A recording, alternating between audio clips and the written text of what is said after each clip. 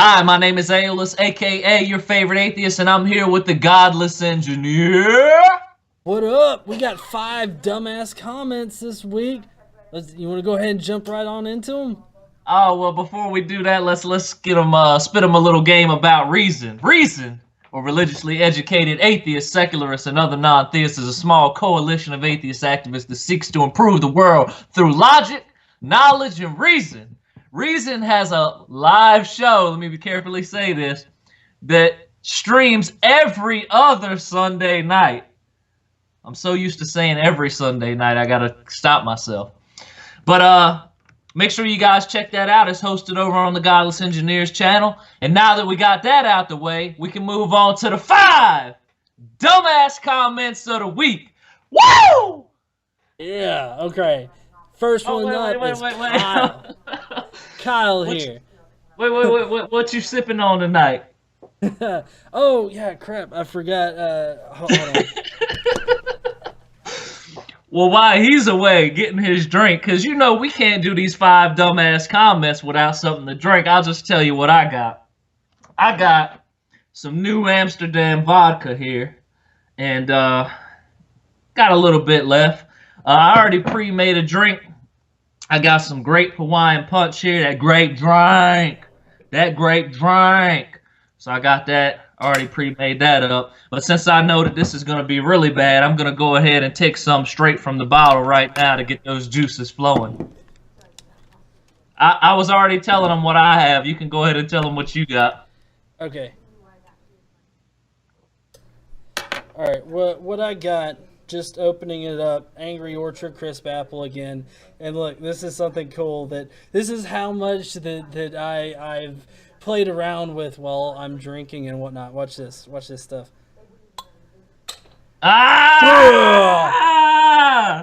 Yeah.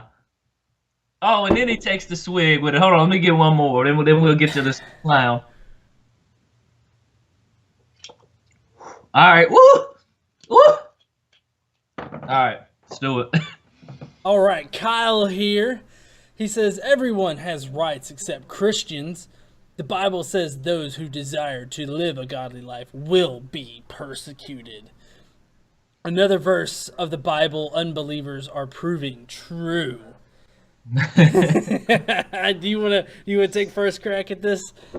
All right, so everyone has rights except Christians. Okay, I'm not sure where you're living at in the world, but I'm pretty sure that it's not in a place where Christians don't actually have rights. There's only a few places where they don't actually, even some Muslim countries that are under Islamic rule, the Christians have rights. They just have to pay the jizya and acknowledge that Islam is the superior religion. They still have rights. They're still members of the community. So where the fuck are you living at? Because everyone, if you're living in a first world country, everyone has rights. Yeah, I don't know. Like, considering his profile picture here and the name, I'm gonna guess he's in either the United States or Britain. Not sure which. I mean, with the time code how it is, it's not in any kind of other country. Or well, no, I guess you took that screenshot. Sorry, the beer's already getting to me. Apple cider. But anyways, no, it's wholly ridiculous. It really is, because in America, I mean, you've got people that are saying that we were built on Christian principles, and when you have Ten Commandments statues that are put up everywhere across the country without a second thought, when you have town halls or city councils or whatever that actively restrict anybody but Christians to give their invocations, and that actually did happen in I believe it was like either South or North Carolina. When you have people that are able to do that, and without atheists actually stepping in and saying, hey, you can't do that, how can you say that you don't have rights? I mean, the Supreme Court ruled that a corporation is basically a person just so that you can have your deeply held beliefs. This comment has no basis in fucking reality. It really doesn't. And then he goes on to say, that the Bible says those who desire to live a godly life will be persecuted, which is in the book of Timothy. But here's the thing, man. Here's the thing when they make these statements. Okay, so Christianity, or at least from what we understand as Christianity, which is actually Paulianity, because it's really all about Paul and what he wrote. So at Paul's time, Paul was a renegade, right? You know, he's running from the law. He's constantly being persecuted. They want to arrest him. They want to fucking kill him. They were treating Christians this way in that time. So that's why there's a lot of passages about this. You know, you should be poor and not rich. You know, if you're a slave, respect your owner, because the slaves were Christians. The people being fed to lions were Christians. The people being persecuted were Christians. Okay, so this is why it has all this in there. But what it doesn't take into account, because it's not a constantly changing book, is that this is not happening anymore pretty much anywhere. Sure, it's happening in some crazy-ass locations around the world where they're like lining up 73 Christians and beheading them all at once. Yeah, that's happening. But for this guy, most likely he lives here in America, okay? That shit is not happening. You're not being persecuted, and the only thing that's happening is your privileges are being curtailed. For example, not being able to have the Ten Commandments in front of a courthouse anymore. And here's the thing that gets me, because the United States is one of the most religious, let me see if I can word this correctly, most religious countries that is actually on the ranking list of best places to live. So if you look at the rest of the countries on that list, they usually have low religiosity rates. And the thing is, you know, there was a time in our history, it's not a Christian nation, it wasn't founded on Christian principles, but somehow these Christian ideas, perhaps you can say, infiltrated their way into our society, right? And then they had this basically where they took all the good values like honesty and truth, and they were like, that's a Christian value. And so basically they've hijacked morality. And so it seems, if you looked at it from the way a Christian could explain it to you, that it does seem like a Christian nation. And I think that that's why they keep saying this. But the truth of the matter is that it's not. And as we continue to get rid of these religious privileges, will continue to become a better society, because secular pushes is what makes countries better. It's not actually the religion. So I just went on a long spiel there about being persecuted, but basically I'm trying to say that there is no persecution here in America. Christians have the most privileges here in America and in most first world countries. If you're a religious person, you've got a lot of privilege, man. You can turn on a TV to a channel that is playing your religion all fucking day long. You can watch CBN, do you understand? Christian Broadcasting Network, all 24 hours a day. Well, okay, look, let's be fair here. The Christian Broadcasting Network is pretty much run by the Crypt Keeper. So, you know, I mean, I think that they're kind of working for the devil on that part. I mean, that's just me. That's just using my logical brain. But I would like to point out that there is a great book out there that's about persecution. And actually, hold on, let me... While he's looking for that, I did a video on persecution recently.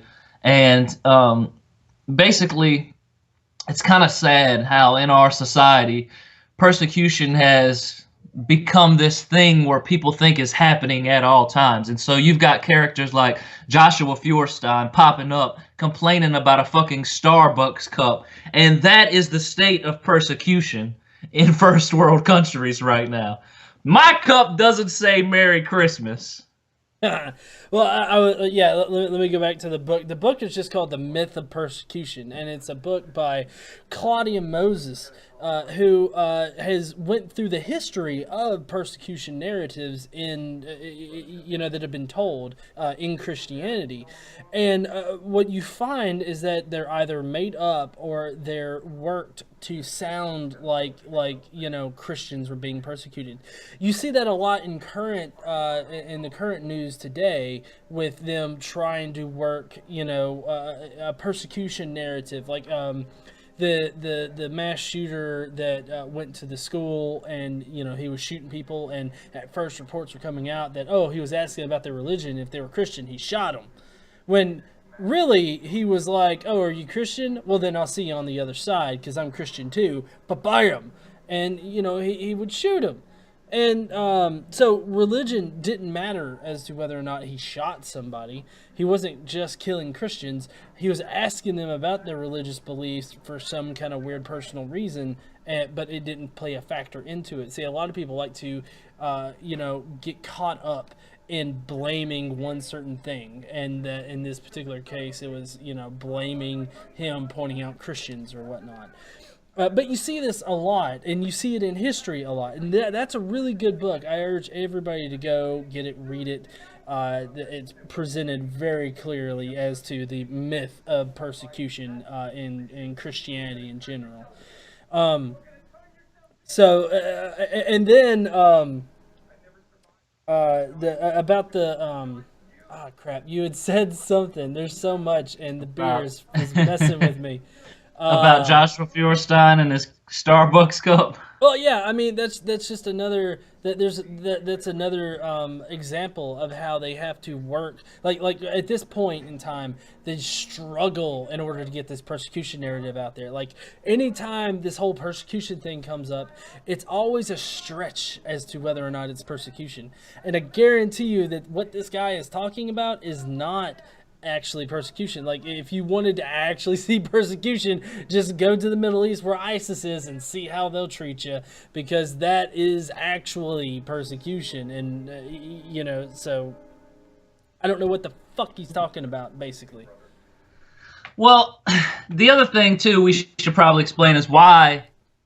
Well, we kind of already explained it in the beginning. Basically, the Bible sets Christians up to look for persecution. It has all these verses about how you're going to be persecuted, and how persecution is actually a blessing, and you'll be rewarded more later if you undergo persecution. The thing is that all movements strive to be persecuted, right? Maybe not strive to, but it gives them that extra oomph. You know what I mean? I mean, think about it. You've got the Christians. You've got the Muslims who are really outcrying persecution right now because they actually are getting some real persecution because of a few acts by radical extremists, right? So then, another movement that you could take and use as an example is feminism. What happens is these movements, we're not going to get too deep into that, but these movements work their way up, and once they establish themselves in a position of power, they have to invent the persecution, because they're no longer actually being persecuted, and that persecution does a lot for your brain. Because if I was just gonna say, Alice, your shirt right now is persecuting me hard, bro. maybe I should take it off for the people, so it's no. I'm gonna start making it rain. Oh shit! But let me get back on this. So I think it was John Rogers who said being hard done by is the shit. Basically because you feel like you're doing the right thing. That's the sweetest of highs, to ride that moral high ground, to know you're doing the right thing. And so this is why you see these movements get radical. These Christians who are reaching and grasping so far to find persecution. Feminists who are reaching so far to find persecution. Some guy spreading his legs on the fucking train and they're offended. Like, that's not all feminists, but that's the state of these political movements and these religious ideologies, is that they're reaching so far. They have so much privilege and so many rights in our modern world that they've really got to make this shit up. And then I wanted to address this last sentence, which is another verse of the Bible unbelievers are proving true. They've got a shit ton of these that they try to pull. Many scoffers will come in the end days. People been scoffing about it all along, okay? That they were making that verse true a long time ago. It doesn't mean anything new.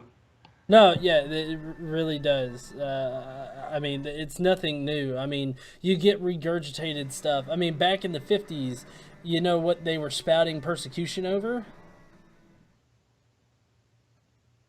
Yes. Not A-list, all of you out there. I'm waiting for you to guess. Can you guess?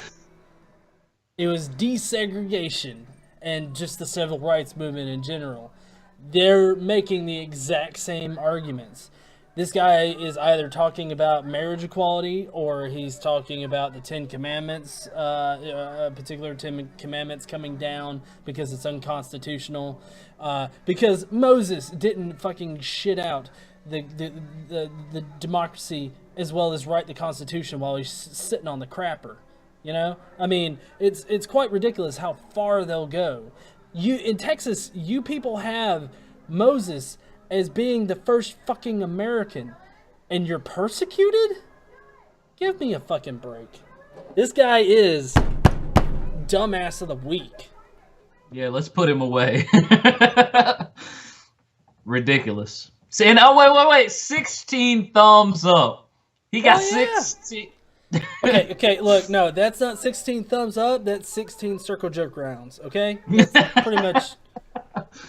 Wait, people do it with their thumb out? Isn't that's kind of weird? Thumb out? That's fancy as fuck, dude. I mean... Thumb out and pinky out, I guess, right? I mean, yeah, that's just I mean, you don't do it that way? I mean, I sit here with one monocle on, and I'm like, this shit's fancy. I need a second monocle. Oh my goodness. No, I have fleshlights. That's real fancy. Yeah. No, that's professional right there. It's like a fucking fancy professional right here. I got. Oh my goodness. Number 2, I'll let you read this one. All right, Anna says atheism does not exist. It's just anti-theism followed by losers who got tired of playing video games and smoking pot with 5 thumbs up. I sincerely disagree. I am going to be playing Fallout 4 for the next 10, 15 years, okay? There's no way I'm finishing this game within a reasonable amount of time. I'm not getting tired of it. I could spend days playing that game. As far as the smoking pot part, I can't officially say anything about that, so... Well, let's address the first sentence. I gotta stay structured because I'm feeling a buzz now. If I don't keep the structure, I might be all over the place. So atheism does not exist. So let's go ahead and establish that atheism is the lack of a belief in a God. Obviously, if there's anyone out there who lacks a belief in a God, then atheism exists. Well, you realize that the scripture that they're pulling from on that one, right? It's several places in the Bible, but I think it's like Hebrews 10:16 maybe. Basically, she's following the lines of Ray Comfort and whatnot, saying that the law of God or God is written on people's hearts, and so they internally know God, but they hate God so that they can sin for some reason. I guess that's my fancy ass masturbating. Well, that may be one verse, but the Bible actually makes the case that unless God actually comes down and, on you, like you're not going to be able to believe that he exists anyway, because the nature of your flesh is to automatically deny his existence. Wow. So, well, I mean, that's just that's a contradiction in my eyes. I mean, you got one verse that says that that the law of God is written on people's hearts, or that God is written on people's hearts, and so therefore there can't be atheists. That's why you see so many religious signs out there that say atheism or atheists don't exist or God doesn't believe in atheists. But then you have verses like you're pointing out right here that totally just contradicted. And of course, what's the one thing that they always come back with? What's the main argument against pointing out a contradiction? You're taking it out of context. Oh no, not that context word. Well, here's the thing. Okay, so if the law is written on people's hearts, what I should be able to do is make a little quiz out of the actual law, the law with a capital L, and go out and ask people different questions and see if that law is actually written on their hearts. What do you think? Do you think that's a good experiment to finally put this to bed? Oh hell yeah, that would be awesome. Because I can guarantee you can look up and like most people don't know the 10 Commandments. Like they just don't. Like the first four of them are just repetitive shit about not hurting God's sensibilities, and then the rest of them only, like, I think only one of them is actual U.S. law, and I guarantee you that that is the one that people know. That one, and don't fuck your neighbor's wife. Or sorry, I always get this wrong. Don't fuck your neighbor's property.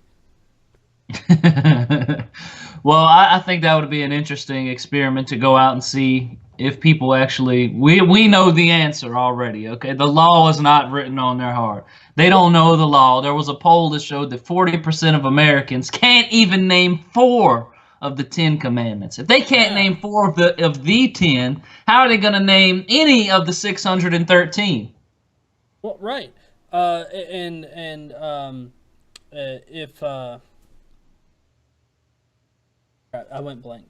Okay. You want what kind of beer is that? I need to try that beer. What is that? It's Angry Orchard Crisp Apple. It's just I haven't really drank all that much here lately, so I think that I've reverted to my lightweight status. It's just Yeah, go ahead. I was getting ready to address that. Okay, it's just anti-theism, followed by losers who got tired of playing video games and smoking pot. Basically, I would kind of agree with the first half of that before the comma, which is it's just anti-theism. That's essentially what new atheism is. You know, atheism in the past has just been, you know, do your thing, we don't believe it, cool, whatever. And there are actually a lot of atheists like that today. I know so many atheists who just live their day-to-day lives. You know, they're not speaking out against religion. They're not criticizing religion. They just don't go to church. They just live their fucking lives. But for new atheists, which is the term they're calling us, yes, it is anti-theism because we are against religion. We see the terrible harms that it's causing our world. We speak out against it. We criticize it. And we want to make a change, you know. So yes, it is anti-theism, but followed by losers who got tired of playing video games and smoking pot. I just came upstairs from playing some Fallout 4. I ain't tired of playing video games yet. And I mean, you know, legally we can't talk about the smoking pot thing, but you know, no one gets tired of smoking pot. Okay? If you're a pot smoker, you ain't getting tired of it. Yeah. I know a good portion of my friends do smoke. Like I know that there are groups out there for atheists who actually do smoke weed too. None of them get like they never get tired of it. I mean, they take pictures of the recent stash that they got. Most of the time, it's from the dispensaries in where it's legalized in those states. So. But I like how you covered your tracks right there. You covered all the legalities right there. Yeah, I know. But they're proud of it. I mean, there's a whole culture to it where they're starting to name it. It's beginning to be a whole lot like the alcohol kind of culture. You know, you have different versions of alcohol. You have different mixtures and everything. But it's going that way too, because when something like that gets popular, you want to personalize it. You want to, you want to add your own little twist on it and make it better. And that's what, I mean, I'm fairly certain that the alcohol that we're drinking now is nowhere like those before the Prohibition, like just in the different time periods. I could just bet that because we have such a variety now in alcohol. It's not just like Budweiser. You got all these different versions of it cooked different ways or made different ways. And people have their own breweries now. I have a friend at work that actually started his own brewery here. Started out really small, and it's grown into something that's really big. I mean, they're shipping out of state now, and it's because of they just added their own twist onto beer, and people like it. And it's the same thing with pot. So people aren't getting tired of weed. We're reinventing it. We're making it better so that we can get stoned harder. So I just want to address that becoming a new atheist doesn't happen because you get tired of playing video games and smoking pot. Because if that was the requirement for being an anti-theist. I don't think any of us would be one. Okay, because anyone who gets tired, I'll go with this. If you get tired of playing video games and smoking pot, yeah, bro, you're a fucking loser, okay? Because that shit is great. And if that's the requirement to be an atheist, then none of us would be atheists because we're not tired of that shit. Yeah. Oh man, but you want to stamp this Dumbass of the week with your 5 thumbs up. Probably one of them was yourself. Yeah. All right, let's see what we got next. Eric. Oh yeah. Bible represents morality, values, and sanctity of life.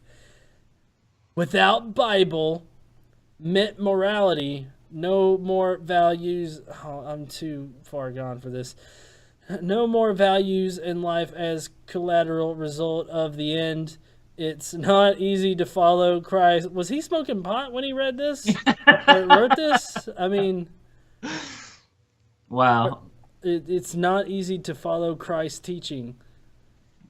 So, Bible represents morality, values, and sanctity of life. Okay, if you proscribe homosexuality and foreskins and prescribe slavery, rape, and genocide, you are not the arbiter of morality. You are a fucking malevolent dictator. And that's exactly what you get when you read the Bible. It doesn't matter that Jesus came later and changed it all. That doesn't, if God's nature is unchanging, he's still a malevolent dictator. As far as values go, I mean, there are a few values that I could take from the Bible, right? One of the central values or the central themes seems to be that God fucks up a lot. Okay, he can't make humans correctly. He can't get them to do what he wants to do. He fucks up. He regrets making them. He drowns them. You know, he punishes them for all time. It just seems like he can't fucking get it together. And sanctity of life, meanwhile, in the Bible, you've got sanctioned abortion, Numbers 5. You've got infanticide. You've got forced abortions, terminations of pregnancies, where God commands people to go to the neighboring town and cut open the pregnant bellies to make sure that there are no descendants from these people. It doesn't sound like the sanctity of life to me. You know, there's all these rules about what if someone breaks a commandment, you should kill them. You know, if they're picking up sticks on the Sabbath day, you should stone that motherfucker to death because you honor the Sabbath and nobody works on that day. So, you know, what morality and values and sanctity of life do you think he's talking about, GE?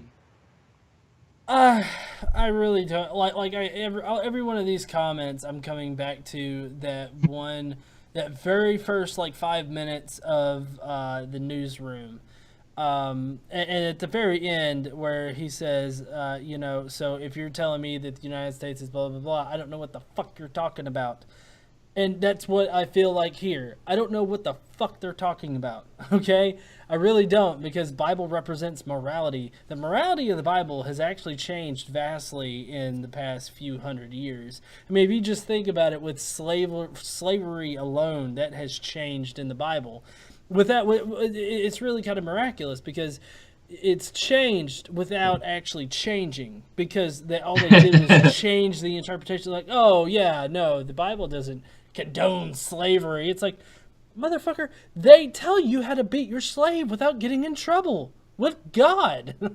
So, you know, to say that the Bible represents morality is basically to say that that the Bible now is a representative of morality, not the Bible way back when people were interpreting it so that they could have slaves, they could own slaves, they could beat slaves, and they could have sexual slavery just run rampant, because that's in there too. It tells you how to sell your daughter into sexual slavery, and also the conduct of your daughter while she's enslaved. And then if the master isn't actually happy with her performance, there's actually rules in there on how to sell the daughter out of slavery. You know, you're not supposed to sell it to foreign nations and whatnot. You're just supposed to sell them to, people in your own community. Pass her around like she's property and shit. That's morality right there. Well, let me address one thing you said, which is that was their interpretation back then. Actually, that's not the interpretation. That's what it says. The Okay. Sorry. That's exactly what it says. The interpretation now is that, hey, God was working within the confines of society. You guys need to chill out. I'm like, it's fucking God, bro. If he wants to say, don't fucking have slaves, he could have just said that. He said, don't fucking murder, even though he went on and told you how to murder and then ended up murdering most of the people he ever created. That's beside the point. Okay? But to address his next sentence here, I was just gonna bring up, which is kind of funny, because this motherfucker God is supposed to be omnipotent and know the past, present, and future, right? But yet he knows it so well, he still fucks up. If I knew my ass was gonna trip going to the goddamn kitchen, I would go a different way, or I would just simply not fucking trip. But no, what does this God do? He knows he's gonna fuck up. He still fucks up. How goddamn stupid do you have to be to still fuck up, even though that you know you're gonna fuck up? But what if I don't know, maybe he actually is subject to time and is not outside of it. So it's one of those things like, no matter what you do, if you traveled back in time, you couldn't kill your grandfather. So maybe it's like that. Like, God fucking knows he's gonna trip, but like, no matter what he does, he trips anyway. So he's just like, fuck this shit, I'm just gonna trip. Oh!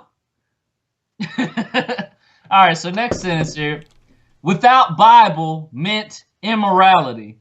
No more values in life as collateral result of the end.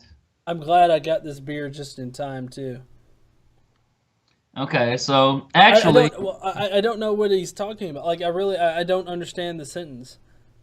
It's not actually a sentence. It's an incoherent thought. But I guess he's trying to say that without the Bible, that means there's going to be no morality, which is actually false, because the current state of the world, it's getting better and better and better. All of these tragedies are happening, but there's so many ways in which life is improving. The length of our lives has increased. We're better off against diseases and famine. We're mass producing food at a crazy rate. The world is a much better place than it has ever been, and it's really thanks to science and technology, innovation and creativity. And then it's not thanks to your Bible. In fact, some of the best places to live, with the exception of the United States, have the lowest rates of religiosity. And it seems that all of these places, Iceland, Sweden, Switzerland, all the places in Northern Europe, Canada, these are some of the greatest fucking places to live, and they all have lower religiosity, or they never subscribe to theocratic ideas, like trying to force their religion on someone else.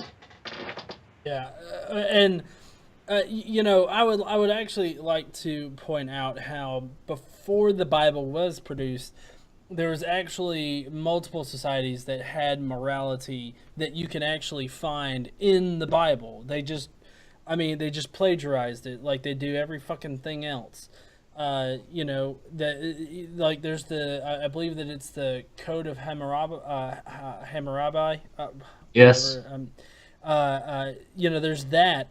A lot of a lot of the Ten Commandments that a lot of people think are unique to the Bible are in the Code of Hammurabi, or Hammurabi, whatever. Too drunk to pronounce that correctly, but you find the morality to be, in the Bible, and it exists prior to the Bible and outside of that culture. So there's no way that you can say that without the Bible there is immorality. That's just a nonsensical statement. It's a non sequitur. There's no proof behind it. But of course that doesn't matter to this motherfucker right here. I think that the foundation of all morality stems from the golden rule, which is do unto others as you would have them do unto you, which existed way before the Bible was ever penned into existence. You don't even need the Bible. You don't need any strict set of laws or rules. There are some examples that fall outside of this. There's a gray area, right? Do unto others as you would have them do unto you. There's some things that we consider morality that would not be answered by that simple statement alone. But for the most part, That one statement, the golden rule, explains all you need to know about morality. Give other people the same rights that you claim for yourself. Treat others the way you want to be treated. That to me, that's morality. You know, do you want motherfuckers storming into your town, slaying motherfuckers? No? All right, well, don't do that to nobody else. Do you want people to be kind to you and, you know, hold a door open for you, maybe say, hey, how's your day going? If they see you, you know, you broke down, they come over and they help you out or whatever. Is that what you like? You like that? All right, you do that shit too when you see others in need. Yeah, It's pretty exactly. simple. Yeah, and you don't, like you were saying, you don't need the Bible in order to know that shit. I mean, that should be like that should be common fucking sense. I mean, it's part of our our evolution, to have empathy for others, and that kind of generates this need. Especially with us being social creatures. I mean, all of these factors factor into how morality came to be. I'm not claiming to be any kind of expert on it, but it's kind of easy to see how we get morality without an ultra objectively moral figure that likes to just totally devastate the whole fucking place whenever he feels like it. Well, let's address this last sentence real quick, which is it's not easy to follow Christ's teaching. Okay? And obviously it's not. If you compare the teachings of Jesus from the Bible with the Republican Party, who supposedly upholds the entire Bible and thinks that that is the platform upon which all of their political ideas stem from, then you would know that that's complete and utter bullshit. And obviously this guy is right. It's not easy. So yes, it is hard to follow the teachings. It's not easy to give everything you have to the poor. It's not easy to be struck and turn the other cheek.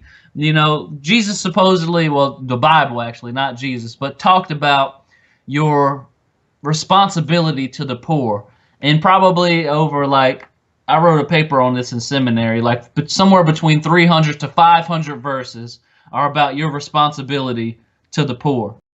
How many times does Jesus talk about homosexuality, or does the Bible talk about homosexuality? We'll even go that far. What, maybe less than 10 times? So yeah, I mean, what is the biggest issue here? Is the biggest issue persecution, over a Starbucks cup and preventing same-sex marriage from happening? Or is it this responsibility to the poor? Why are they always trying to take away welfare and take away health care?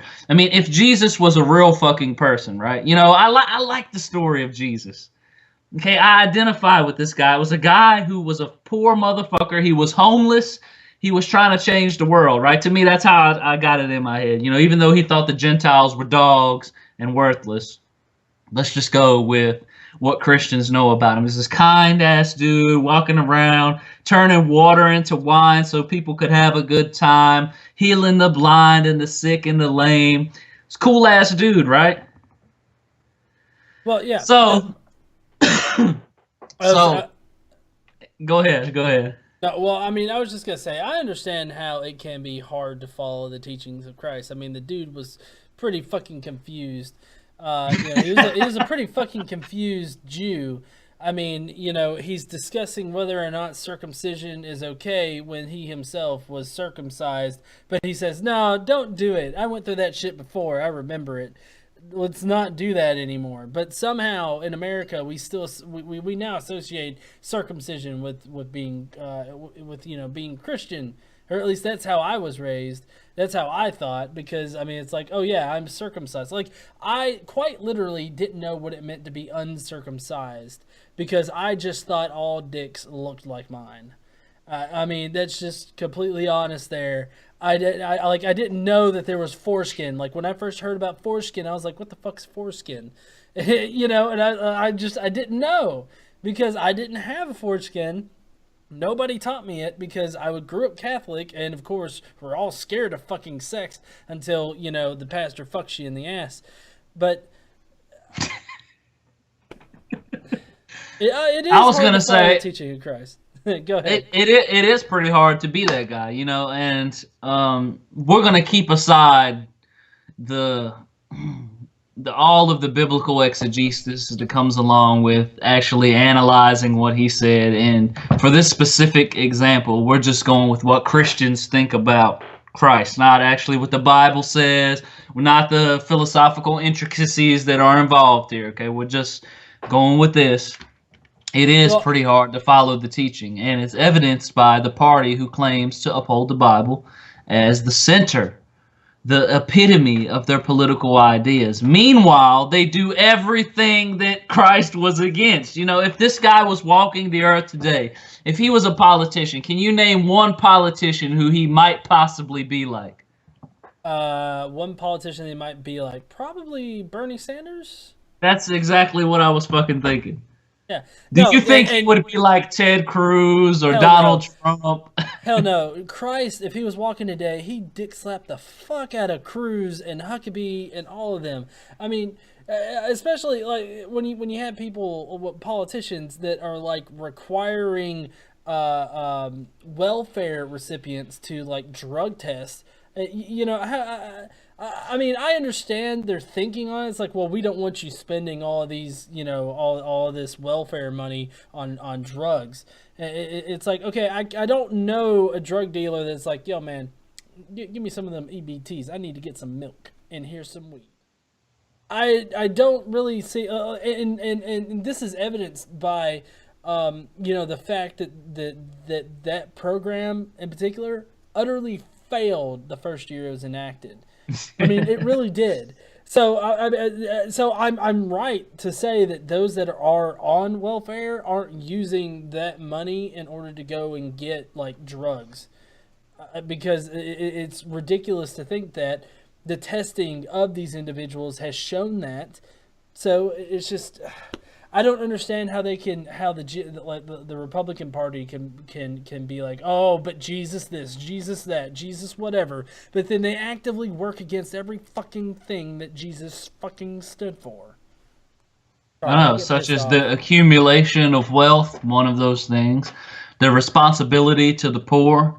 I mean, those were two huge things. You know, let's not even talk about the self-righteousness that they exhibit. You know, what did Jesus say? If you're going to pray, go home and do that shit in your fucking closet, bro. And Go ahead.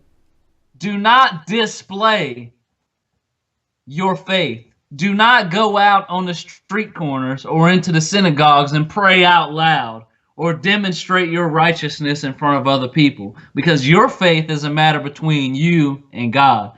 You know, how have they perverted these base level teachings into something, even like you think about these pastors, Creflo Dollar, you know, T.D. Jakes, fucking Joel Osteen, who are fucking living large, man, doing everything that Jesus said not to do. It's easier for a camel to fit through the eye of a needle than a rich man to get into the kingdom of God.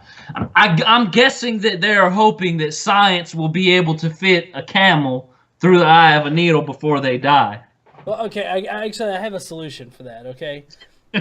Okay, so basically, you know, you got this rich guy, and he throws his wallet up over the needle, and then he goes through it, and it's like, oh, look, I'm poor. But then he catches it on the other side. He's like, oh, yeah, got that money, gonna make it rain. I mean, I guess scientifically, if there was a way you could break apart the atoms of a camel, you could fit it through the eye of a needle. You know, obviously Jesus didn't know that back then, right? So now that we have a better understanding, now that we have a better understanding of science, we can do a thought experiment where we actually fit a camel through the eye of a needle. Yeah. Oh man, are you ready to stab this guy with? Yeah, let's just hit him with the dumbass of the week before we can go all night on this one comment alone. I know, right? All right, number 4, you got this one, okay? So, you ready? I'm ready. Yeah, let's do it. Boom! All right, one sentence. Let's see how long this is going to take us. Atheism. It's what happens when you don't science correctly. Oh my goodness. Okay, so... You know, to read this comment, it's particularly hilarious when at the very beginning of their book, it has basically God going abracadabra, creating the entire universe out of nothing, like literally nothing, like they like to throw at us a lot of times. He creates that out of nothing, the entire universe, like 99.9999% of the cosmos created the first instant, and it was created perfectly. He didn't have to touch it at all. But guess what? There's that 0.1 millionth of a percent that he had to still work on for the next 6 fucking days. He spent 6 fucking days creating the Earth, and what did he do? He created it specifically to fuck us over. That's what he did. He created us a world to specifically fuck us over, because this world is perfectly created in order to kill us. This world is not created in order for us to thrive. If this world was created for us to thrive, there would be oil deposits everywhere, and it would only be in America. And we would have unlimited purified water just springing out forth from the ground out of nowhere. There would be no water actually covering the earth. The water would be underneath the earth, kind of like it was prior to Noah's flood. So I really don't know what the fuck you're talking about when you say that atheism is when you don't science correctly, when you are coming from a worldview of a book that regularly has magic in it, shit being done that you see Penn and Teller doing every week in Las Vegas. Okay, so I really don't understand what you're talking about. I'll let you take the rest of this. Well, if we want to get technical with it, atheism is actually what happens when you do science correctly. Because using the scientific method, you motherfuckers still gotta prove that a God exists and prove that the God is your specific God. Since you have failed to do so, atheism is the only logical, rational position. It's not saying that no God exists or there can never be a God. We're totally open to that idea. Okay, I don't speak for all atheists, but I speak for rational people in general when I say this. If you have substantial evidence for the existence of a God and those results can be replicated by other people around the world to show that your God is the one true God, then yes, we're going to accept that shit. That's how you science correctly. Okay? But there is no science on any gods presented thus far. As GE mentioned, the 6-day creation. It goes against everything that is proven by science. It goes against the Big Bang. I got a video about this, the 3 things that disprove biblical creationism, and those 3 things are cosmology, which the Bible utterly fails at. So does the Quran. Evolution, which the Bible fails at. So does the Quran. And genetics, which the Bible fails at, and so does the Quran. Though that's real science. This is backed up by mountains of evidence. We can prove scientifically that everything on this planet is related and that we all have a common ancestor. We can prove without a shadow of a doubt that the Big Bang occurred. There's so much evidence for this. The rapid expansion from space outward from a single point, the redshifting of galaxy, the prediction of gravitational waves, the elements of old stars compared to new stars. A lot of people don't understand what that means. Basically, as the universe was forming, these early stars did not have these other elements that these newer stars have. So the older stars are made up of elements from different stars. And the fact that, eventually everything that we see when we look out into the universe, it's rapidly expanding so fast that there is a point in our future where we may never be able to see anything at all when we look out into space. Science is a way of accurately describing what we see when we look out into the world. Atheism has nothing to do with science. Atheism is the rejection of a claim. That needs to be made clear, because a lot of atheists will use science, and they will claim that science is on their side. Science is not on the side of the God question on either side. There's no evidence for a God. Unless God can be discovered in the universe and can be measured in some observable way, then science has nothing to say about the existence of a God. Unless you're making claims that we can disprove scientifically, in that case, science does have something to say about the claims you're making about the specific existence of a God. So, in one sentence, this guy's making us waste like half an hour. Yeah. You ready to just stamp this guy? I don't got anything else left for him. So can we just stamp him? Yeah. Fucking dumbass of the week right here. All right, let's go. Next, it's my turn. Let's see what we got. Sean, every atheist I've ever known that has been at the end of their life has changed their minds and dropped to their knees and prayed to the Lord above. Really? Deathbed conversion? Are you fucking kidding me? At best, this is anecdotal stuff, okay? But even then, that's a personal experience, you know, that if they dropped to their knees and they started praying to God, fine. That goes nowhere to prove that your particular version of God exists. And I would like to emphasize this. With any of these claims about, you know, God existing and whatnot, you really have to take in what that actually means for this person. It doesn't just mean that the general idea of a Christian God exists. That means their particular version, their particular denomination has a very particular idea of what their God likes, doesn't like, and fucking hates in general. And then, you know, when you take that into the context of religion in general, not only do you have, you know, the denomination in Christianity, but then you're saying, nope, it's my specific denomination that's got it right. Inside Christianity, inside this amalgam of different religions that all describe a different kind of God. So you're being so uber specific in your one statement here that your God is correct and that your God is the way to get into this magical place called heaven where it's just going to be fucking boring for eternity. And you're wanting me to just jump to that conclusion just because you're standing right in fucking front of me? You're going to need better reasons to prove that. And you're going to need to prove your particular denomination is correct. I mean, I don't know if you've ever seen the meme of the board that has like basically like a basketball bracket of fucking Christian denominations all waging, you know, forward in time.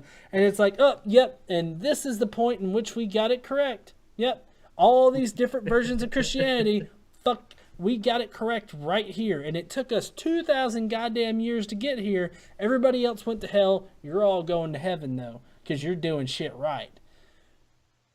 How fucking insane is that? I'm sorry, but I can't take anyone seriously that puts atheist in quotes. Because to me, that demonstrates that you don't really know what an atheist is. And I can't take you seriously if you do that. Because there are people out there that understand, like, what an atheist is. You don't believe in God? Cool, man. Like, I want to convert you and shit, but I understand. All right, I get it. You don't believe in a God, and that's cool. That's the response I typically get from religious people. But these radicals, these to me are considered like the online radicals. Okay, they don't believe in atheists. They don't think being an atheist is possible. They don't believe in atheism. You know, he's got it in fucking quotations. And then he says every atheist that he's known has been at the end of their life and changed their minds and dropped to their knees and prayed to the Lord above. He gave no evidence whatsoever that a God exists. All he basically provided here is that the atheists that he knows were scared, right? They're scared to die. Dying is a fearful thought. You know, unless you've really sat down and, you know, exhibited your higher cognitive faculties and understood what it means to die in the presence of basically life here on Earth and how life has evolved over time. You really don't have a good, you know, conception. You really don't have a good. You really don't. You're convoluting it a little bit there, I think. Yeah, I am. You don't have a good idea of what death actually means in the whole grand scheme of life. Okay, and so for these emotional responses, because that's what I'm getting here. You know, they were afraid to die. They were fearful. They converted. You know, you were probably standing there. You better convert to Jesus right now, or you're going to hell for an eternity. Like that's what I get out of this, and I feel like these people had emotional responses, and maybe they did have a deathbed conversion. But honestly, if they lived their whole life rationally and skeptically when it comes to the existence of a God, chances are that emotional response in the moment doesn't mean shit to their skepticality or their rationalism. What do you think, G? What do you think this deathbed conversion really means? Does it really mean they're just scared of not knowing? You know, they want to have that peace and that comfort of thinking that they're going to a better place and that life is not ending. Isn't that a scary thought, that life is ending? Well, yeah, it is scary. And, you know, it's been proven that just the mere existence of atheists makes theists contemplate, you know, the finality of death, and it scares them. And, you know, I think religion in general, at least the type of religion that Christianity seems to be, is really a sort of survival mechanism.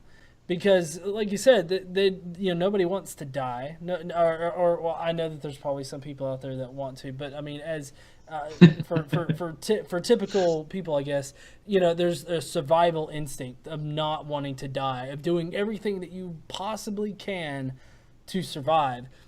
Our baser instincts, our basic instincts of, you know, run, fight, and flight are all survival techniques. They're ways so that you can't die. And basically, that's what religion has sprung out of, is this not wanting to die. And so what do? Convince yourself that you're not. Convince yourself that even if you do pass away, you're not actually going to die. So there's no reason to be scared of it. So I just feel like it's a way to escape death without actually escaping death. You're just fooling yourself to thinking that you are escaping death. To me, personally, I find the finality of death to be a beautiful thing. I mean, I live my life. I do what I can for my fellow man. I try to be the best person that I can, the best father and whatnot. And then, you know, there just comes a time when it's time for me to leave, basically. And then my energy is just going to go back out into the cosmos. There's no intelligence behind it because our brains are basically like a big computer. And without that energy, without that electricity running through it, that computer just doesn't operate anymore. So there's no intelligence to this energy that's running through us. But my energy is going to pass out and it's going to dissipate into the cosmos. And to me, that's just the most beautiful thing, because we came from stars. We're star stuff, and you know, to actually have our energy be released back out into the universe to be used in other different ways is just a very poetic and beautiful thing to me. I don't know why anybody would want to give that up, knowing that you're going to be going through that, even though you're not going to experience it. It's still a beautiful thing. I mean, just think about how the impact that you're going to have on life when you die is so much greater than the impact that you're going to have when you're alive, for most people. Some people are really going to change the world in phenomenal and dramatic ways that change the future for every human who will ever live. Most of us are not going to get to do that, honestly. So to think about the ways scientifically in which you're going to change the world, you know, when you die and your atoms are returned, you know, you're going to become oxygen, you're going to become hydrogen, H2O. People are going to drink you. You know, your atoms are going to contribute so much to life here on Earth. You could become, you know, I don't want to eulogize science too much, but you could become a part of the ozone layer that protects people from UV rays. You could become the very fresh water that we have, which is less than 1% to drink. You know, there are so many ways in which you're going to benefit this world when you die. In fact, there's a high possibility that you may go on to become an elegant and very radiant and luminous star. I find that to be one of the most poetic things about science, is that when you die, you're not done. You're still contributing to the universe in a tangible way. I think that's one of the most amazing things. And I think that if you don't have a proper understanding of death and what that actually means, because, you know, evolution has primed us to be all about survival, right? No matter what, we got to survive. We got to make it through this. We got to get to the next day, right? That's how evolution has, you know, basically led to us trying to avoid death. And so even that avoidance of death comes to the thought about death. We've evolved higher cognitive faculties. So we try our best not to think about death. But we have that capability to think about death. And so that's what really fucking drives us crazy. And so we've, like you've said before, we've created this way in which we can escape death through our minds and try to feel comfort and at ease with it. But the fact of the matter is, everything dies. The universe is going to die one day. And I think that if you accept it for what it really is, it's far more beautiful and far more poetic than anything that religion has to offer. And the thought of an afterlife is actually more scary to me than the finality of life. Because that would mean that this life I have right now means absolutely nothing. Right? I'm going to go on to some crazy afterlife where I can learn everything there is to possibly know, and I can do everything there is to possibly do for an eternity. And once I do all of those things, that means from that point forward for another eternity, I'm going to be totally fucking bored. Because the mind can only, handle so much boredom before you go crazy. And so that's the thing, like the fact that everything is temporary and life is final, that really gives our lives meaning and purpose. You know that today, all of the experiences that you have with your son, those things are finite. They're never going to occur again. That gives him so much more value than to think that you're going to be with him again someday in the clouds. Yeah, like if that were the case, you would be happy as fuck to die. This is the thing that I encountered with my grandmother when she had cancer. She had stage 4 cancer and everything. And she was so afraid to die. And I was just like, I don't understand why you're so afraid to die. If you really truly believe that you're going to a better place where you'll have the ability to walk again and you'll be totally healthy, why aren't you happy? Because I think that subconsciously our brain really knows, like, hey, this is really it. And no matter how much you try to fool yourself into thinking that you're going to live on after death, the brain really knows, right? We know that this is it. And so I think that's what I encountered with her. No, yeah, the subconscious is a motherfucker. I mean, they like to say that there are no atheists in foxholes, but I mean, like you were saying right there, I mean, I don't see how you can, not necessarily that you're not a true Christian, because I'm not going to say that, but I don't see how you can be on your deathbed as a Christian and not be happy to go, quote unquote, home, as a lot of people like to see it. The Bible Reloaded actually has in one of their earliest videos where they're just kind of talking about a subject. They talk about the economic point of view of death and heaven and whatnot in our time here. And basically what they talk about is how, supply and demand. If you have such a, like the eternity of the afterlife in Christianity is like an eternal supply of life, right? That's what they brand it as, right? Well, then that's an eternity that goes on for infinity, right? So that makes the little bit of time you live here so insignificant that you really can't count it. Why would you want to feel like your life is insignificant? Why would you want to make your life practically worthless? And that, to me, is a big part of Christianity that I just can't subscribe to. My life here is not worthless. It's not insignificant. It is I have a son, I have a wife, I help people out either through the internet or face to face. I do all of these things and they matter. They matter to my life because this is the only life that I have. I have to use it wisely. Why would you want to make that insignificant? And I would argue that even though they subscribe to this idea that life is infinite and after you die, that's when the real life begins, that if you take a look at their actions and the way they live their lives otherwise. Even me as a Christian, I didn't live my life like Yeah, golly gee, I just got cancer. I'm so fucking excited. Like, that's not how Christians live their lives. They get sad as fuck when they find out they're gonna die. It's really because no matter how much belief you have, it doesn't change the facts.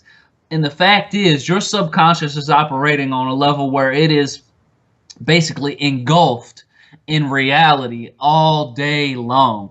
And what you understand as consciousness is probably less than 1% of everything that your brain experiences.